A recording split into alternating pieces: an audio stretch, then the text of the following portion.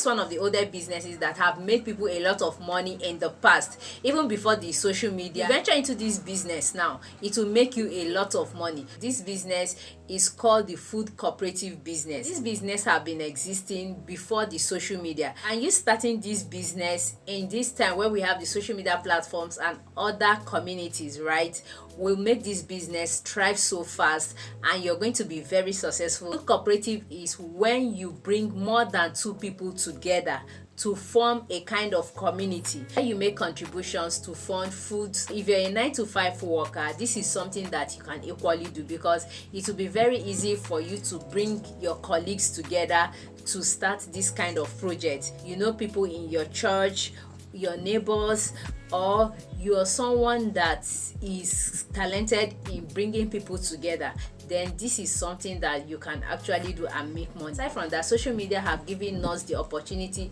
to be able to build communities, even with people that we do not know or have not seen before. To start a food cooperative, all you have to do is form a community, make a list of food and get their prices, put it in your community, informing them on a specific amount that they are expected to pay at the end of the month. Food cooperative is just like ajo. You know what ajo is, right? Contribution, the normal contribution we do. So it's just like that. The food cooperative business is something that can be done in so many ways, right?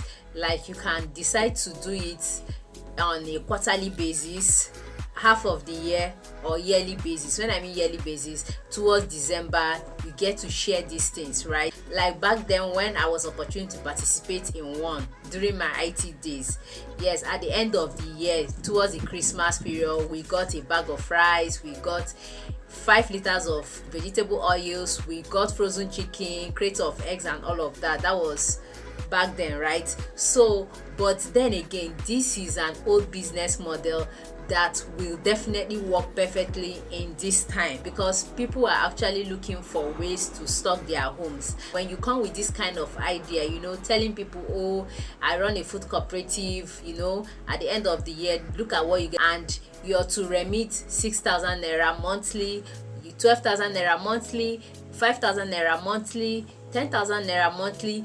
The money you remit at the end of the month depends on the kind of food project. And remember that when you're running a food cooperative business, you are in for profit. So whatever food you're sourcing for your community, make sure that you will get your profit from it. So you need to get these food items at good prices so that at the end you get to see your own profit. So do not be mistaken. Food cooperative and food sharing are similar but not the same. The difference is that in food cooperative, people get to contribute monthly for a particular project, for a particular food project. Do you get? Why in food sharing, nobody needs to contribute monthly. You just get the item, post it, and talk about how many slots is in that bag of rice, or how many slots is in a full cow or something. Do you get? Like food sharing, food cooperative, you do not need to start with any capital. Food cooperative is a community of people with common interests. If you do this and do it well, you will get a lot of people. Just be honest, be organized, be reliable, be transparent. That is all people need from you, and be very, very accountable. Do you get? So if you're looking for a business that you want to do this time around with zero capital, that is in the food niche, then starting a food cooperative business is something that you should consider. That is it for this video. If you have any question at all, do not hesitate to ask in the comment section. See you in my next video. Bye.